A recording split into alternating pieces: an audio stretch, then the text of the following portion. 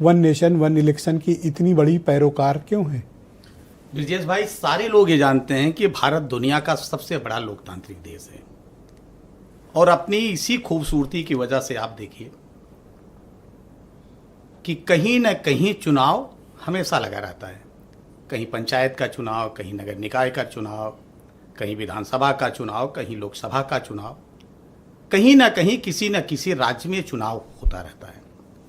और उसकी वजह से क्या है कि इन चुनावों को संपन्न कराने के लिए जो मैन पावर लगता है, चाहे उसमें शिक्षक लगे, चाहे निर्वाचन के अधिकारी लगे, चाहे प्रशासनिक सेवा के अधिकारी लगे, चाहे सुरक्षा बल लगे, उनका इन्वॉल्वमेंट भी उस चुनाव में, क्योंकि चुनाव हो रहा है तो यहाँ की फोर्स वहाँ जाना, वहाँ की फोर्स वहाँ जाना, उनका जो बेसिक काम है वो भी प्रभावित होता है। शिक्षक लगते हैं चुनाव में, शिक्षकों का काम है कि शिक्षा के क्षेत्र में छात्रों को पठन पाठन का काम का है वो प्रभावित होता है। और जो बूथ बनते हैं वो बूथ भी शैक्षिक संस्थाओं में बनते हैं या सरकारी जो संस्थाएं हैं, विभाग हैं, वहां बनते हैं। तो जहां ये बूथ बन रहे हैं वो भी प्रभावित होते हैं।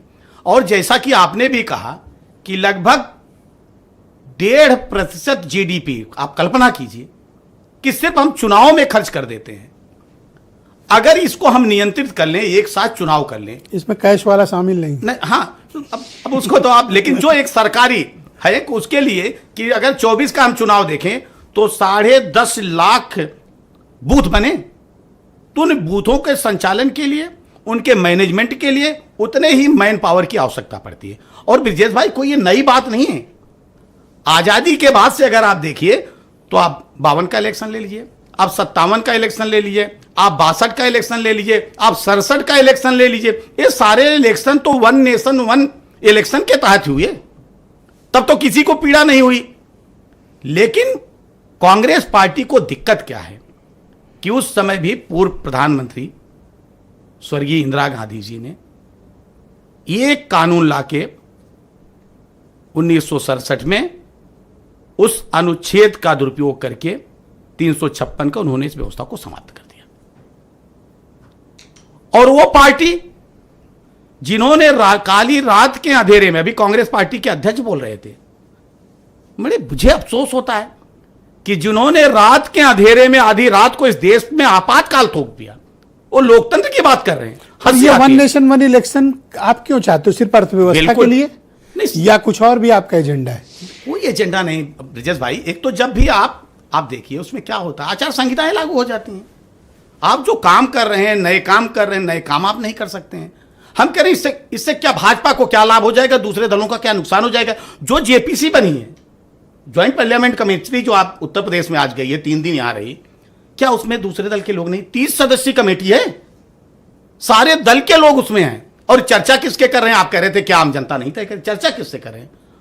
वो चुनाव से संबंधित व्यवस्था को देखने वालों लोगों से चर्चा कर रहे हैं, वो विधायी व्यवस्था में लगे हुए लोगों के साथ चर्चा कर रहे हैं, पब्लिक से नहीं कर रहे हैं। जनप्रतिनिधियों से। जनप्रतिनिधि किसके हैं? वो कहां से चुन के आ रहे हैं? किनकी आवाज को रखते हैं? आजकल जनप्रतिनिधि नहीं, मैं उनकी बात भी कर रहा हूं जो आप कह रहे हैं। और भारतीय जनता पार्टी के होने के नाते आज भारतीय जनता पार्टी शिक्षण संस्थाओं में जा रही है, युवाओं के बीच में जा रही, महिलाओं के बीच में जा रही, बुद्धिजीवियों के बीच में जा रही, उनसे चर्चा हो रही। कैसी बात कर रहे हैं? आपका खजाना लबालब भरा है, बल्कि खजाना इतना भरा है कि संदूक से निकल रहा है पैसा। नहीं, ठीक है, तो आपके पास पैसे की क्या कमी है? परेशानी तो दूसरों को है ना, जिनके अकाउंट तक फ्रीज है बेचारों के। ये खजाना भरने, आपसे कौन पैसे में लड़ लेगा? भाई, ये खजाना भरने के लिए विरोध कर रहे हैं। ये खजाना भरने के लिए तो कहें कि खजाना भरने लबालब कर रखा है, बल्कि मैं तो कहता हूं बाहर गिर रहा है आपका। हमारे यहाँ कार्यकर्ताओं से खजाना भरा हुआ है, हर स्तर पर कार्य करता है। हम चुनाव के समय में करवट नहीं बदलते हैं, हम आहें नहीं लेते हैं। ये लोग जो 360 दिन सोते हैं ना, 10 दिन में परेशान होने लगते हैं। अरे चुनाव एक साथ हो, दिक्कत क्या है? इनको जरा समझा दीजिए। क्या उड़ीसा में बहुत शुक्रिया। नहीं हो रहा है? दीपक रंजन समाजवादी पार्टी के प्रवक्ता है मेरे साथ मौजूद।